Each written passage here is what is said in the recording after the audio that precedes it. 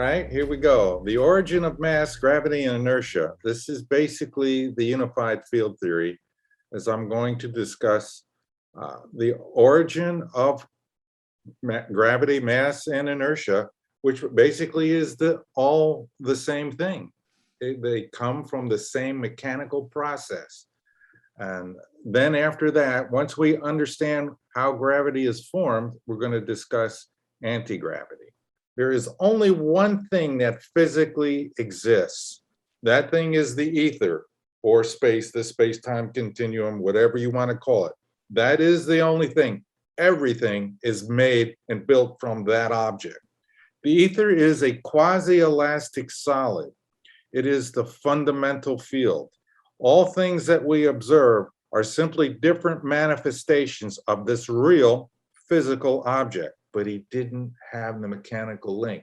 We're going to get that today. I'm going to demonstrate it for you. I'm going to show you how it works, and it's going to make perfect sense, and it's going to confirm Einstein's principle of equivalence, that acceleration and gravity are the same thing. This is what's going on inside of the proton and the neutron. And this was discovered by a lady who had a near-death experience, and she calls this thing the pattern.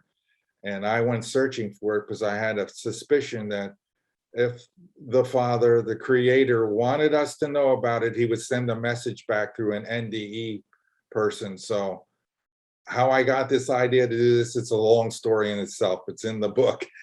This is the basic mechanism. This is where I got the idea from the slip wave. I got it from particles. It's a similar thing that the Wright brothers did, to develop the airplane. They watched nature, they watched birds.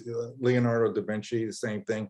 Noticed the wing structures and such, and they started building aircraft with wings and shapes. You look at nature to find the solution. I looked at nature to find the same solution. I said, hey, aliens are getting here and they're not using rockets. And when we see their spaceships, there's not jet flames coming out of them. There's nothing coming out. They're using a spatial bias field. And the only thing we really have to work with is magnetism. The accelerated motion of unbalanced fundamental charges causes gravity, mass, inertia. The pattern to be recognized.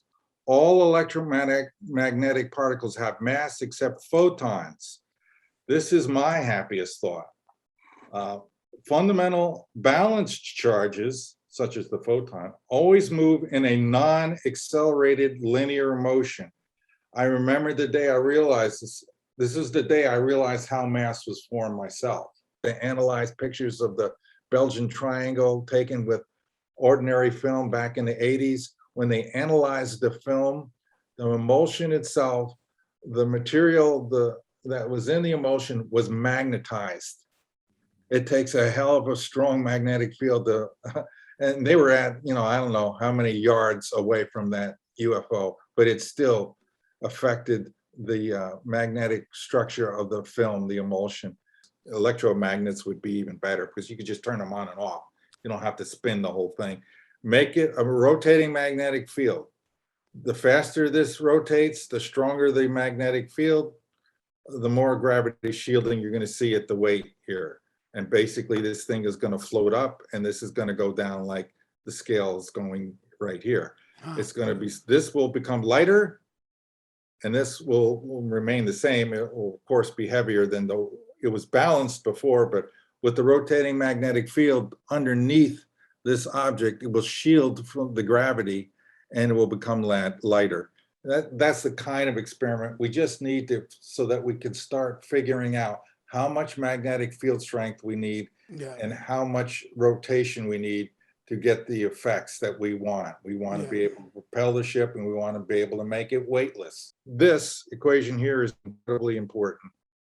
Maybe more important than E equals mc squared.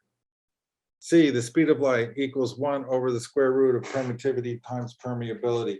When you use a strong magnetic field and you stretch space, you pull it apart, these two numbers drop. If you drop them to 0, which has been done, Harvard creates a material that lets light go infinitely fast.